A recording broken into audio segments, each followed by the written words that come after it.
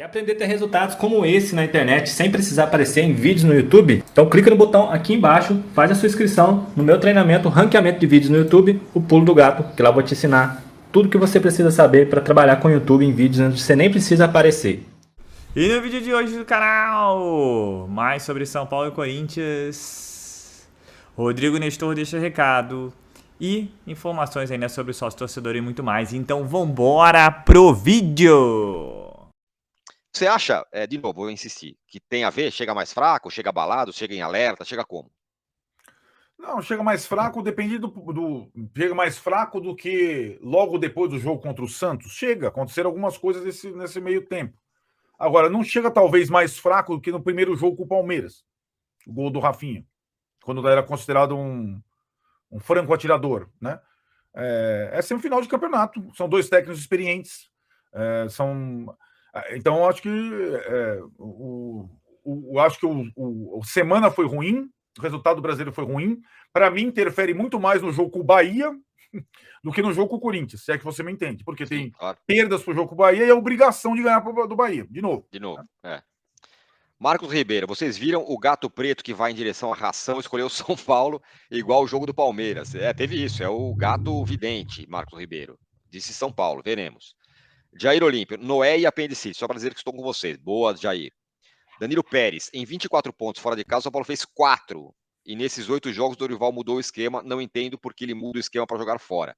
Com 5 no meio, sendo que não está dando certo. Por que não usa o mesmo de casa? O que você acha? Hoje foi mais. Hoje não foi exatamente. Alguns jogos foi mais próximo de casa do que fora. Esse de hoje foi mais com 3 atacantes, mas ele jogou com 3 atacantes contra o Santos, por exemplo, né? Sim. Jogou hoje casa. Rato, Caleri e Marcos Paulo. Mas Contra o em Santos casa, jogou. né? Então, jogou o mesmo esquema. Ele não mudou. Vejam bem, contra o Santos jogaram Mendes, Alisson e Michel no meio. E hoje jogaram Luan, Pablo e Nestor. Foi aí que ele tentou trocar para dar um pouco mais de descanso para os caras do meio. Sim, esse time de casa tem um volante só, Mendes. O time de fora teve 2. Normalmente ele estava até jogando fora com um só. Mas do meio para frente foi o mesmo sistema, né? 3 no meio, 3 na frente. Rato, Caleri e Marcos Paulo. Contra o Santos foram Juan, Caleri e Luciano, né? Foi mais ou menos isso. Alexandre de Sá Oliveira, amigos, passando a raiva, o que explica sinceramente o time que encarou o Red Bull com reservas, venceu o Palmeiras 2 vezes consecutivas, atropelou o Santos, jogar da forma que jogou hoje? Sério, o que explica, Arnaldo?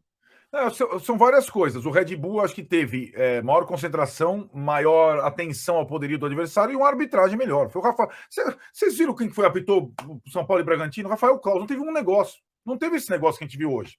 Uhum. Né? Sim. Então, assim, também tem esse contexto, né? O árbitro interferiu no jogo, também. E o São Paulo se perdeu emocionalmente, né? O Leandro Oliveira lembra um ponto importante aqui, ó.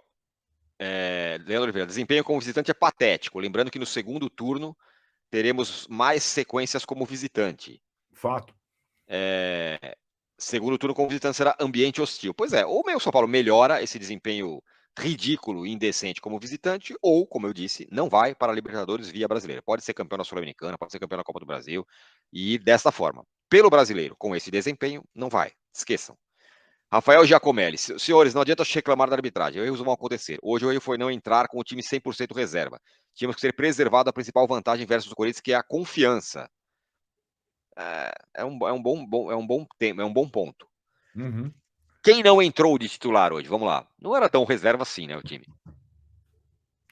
Quem não entrou de titular? O Rafinha, o Michel Araújo, o Alisson pode ser considerado titular hoje e o Luciano. Luciano. É mais time titular do que time reserva. Pois é. Vamos combinar que com esse recheado pelos titulares, com esse desempenho que teve aí, não vai ganhar do Corinthians. Aliás, periga perder. Aí tem uma questão, né? Não era tão simples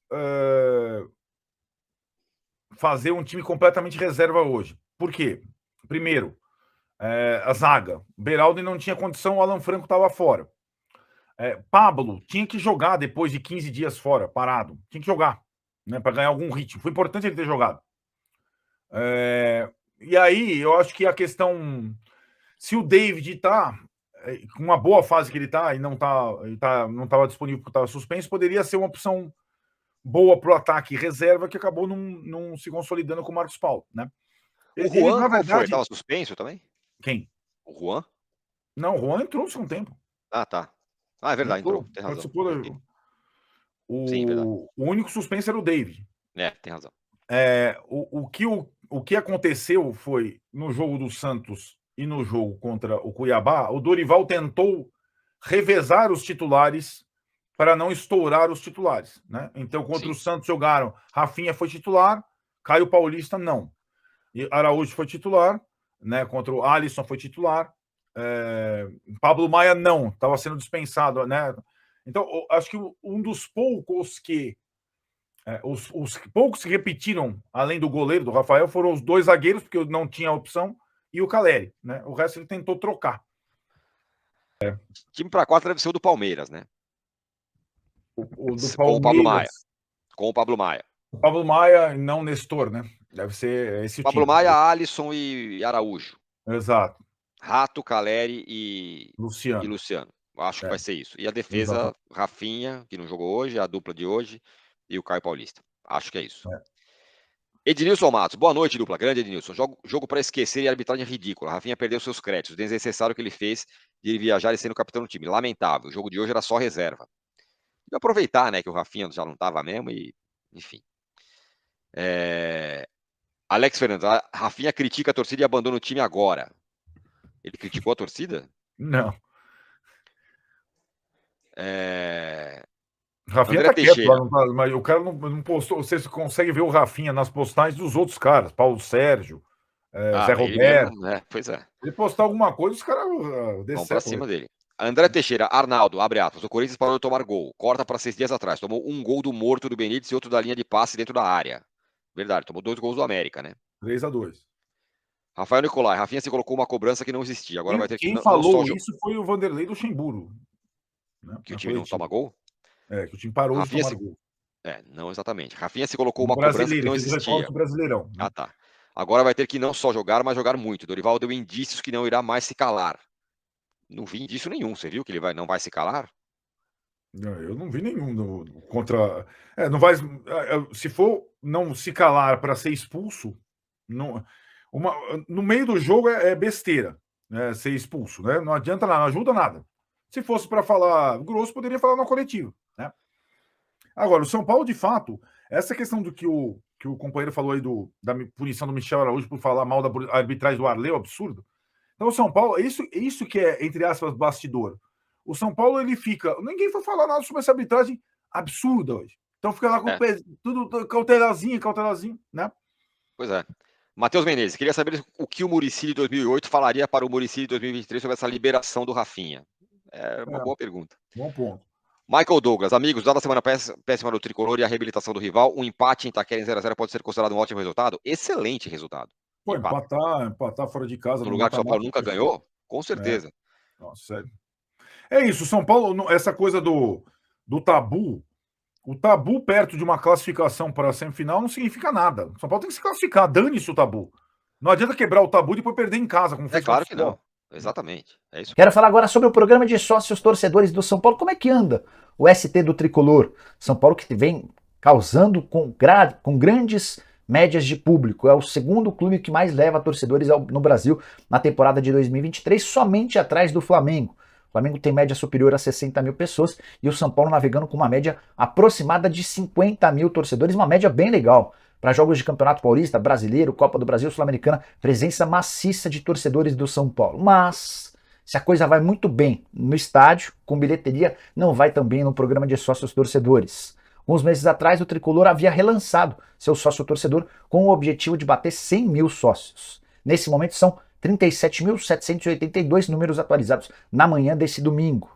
A baixa procura pelo sócio torcedor tem a ver com o fato de o São Paulo ter um estádio grande. Então causa no torcedor do Tricolor o conforto de não se preocupar que não vai faltar ingresso para jogos importantes. Isso pode acabar mudando, especialmente nessas partidas decisivas de Copa do Brasil e Sul-Americana. O São Paulo enfrenta o Corinthians nas semifinais da Copa do Brasil daqui a algumas semanas. O jogo de ida é na casa do Corinthians e depois vai ter confronto contra o São Lourenço na Sul-Americana também em mata-mata. a tendência e a expectativa do São Paulo é de que melhore nessa reta final de temporada, especialmente se conseguir continuar avançando nos torneios de mata-mata para pelo menos 50 mil sócios torcedores.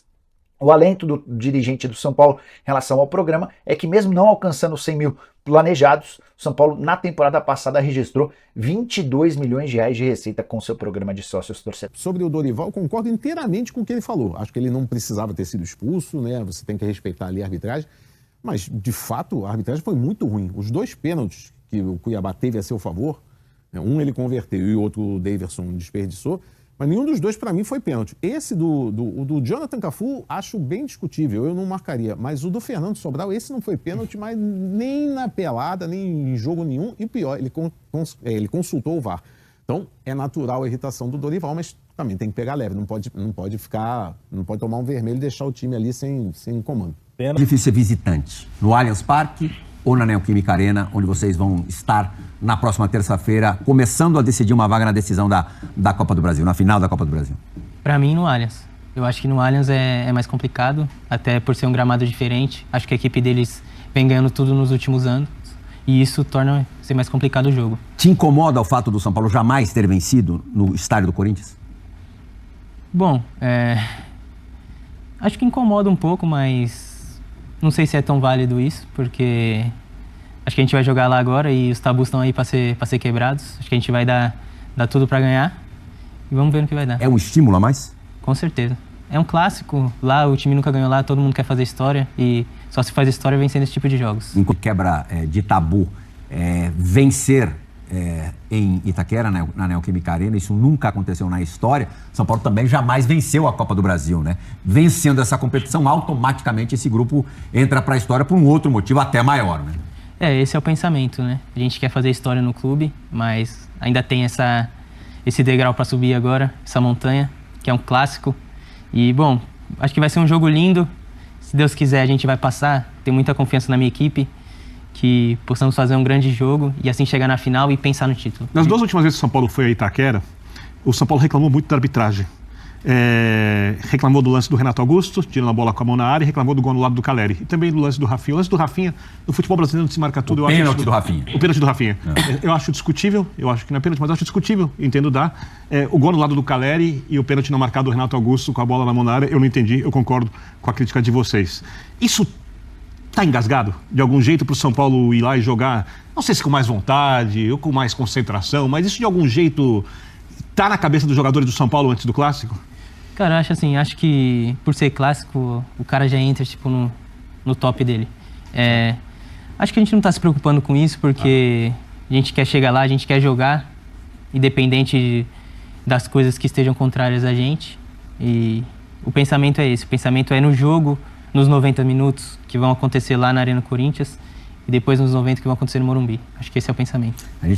Pessoal, vou começar falando primeiro do sócio-torcedor, porque, assim, nunca chegou a passar muito mais de 40 mil, né? Acho que para o sócio-torcedor crescer você precisa de conquistas, o preço até que você tem opções acessíveis, só que as gestões de São Paulo não dão credibilidade a você investir no sócio-torcedor. As equipes também são muito instáveis, né? Agora vive um bom momento, mas ainda assim o sócio-torcedor não cresce. E aí o Nicolau coloca bem também, que você tem espaços disponíveis, então a expectativa do São Paulo é chegando à final da Copa do Brasil, chegar ao menos aos 50 mil sócios-torcedores, mas eu acho que não é tão simples assim. E tem que se pensar talvez em planos mais baratos ou como conseguir, né? Mais sócios-torcedores, porque se você vê com esses 30 e poucos mil, você conseguiu 22 milhões de reais. Você imagina se você duplica esse número, né? Então você chegaria a 44 milhões de reais, o que ajudaria bastante nas receitas do São Paulo. Mas assim, a gente fica com o pé atrás no sentido que as gestões deixam a desejar, né? Com as receitas, com as despesas e tudo mais. Acho que essa é a verdade. E o clube não tem vivido um momento de títulos, então isso também corrobora aí pelo fato do sócio-torcedor aí não tá tendo o sucesso esperado pelo Júlio Casares e companhia. Agora, falando de São Paulo, a expectativa é treino hoje, preparação para o jogo de amanhã. O Corinthians também vai vir com a faca nos dentes. E é o que o Arnaldo falou. É claro que a gente gostaria que quebrasse o tabu Mas saindo com empate é um bom resultado, desde que vença no Morumbi também, né, gente? É simples assim.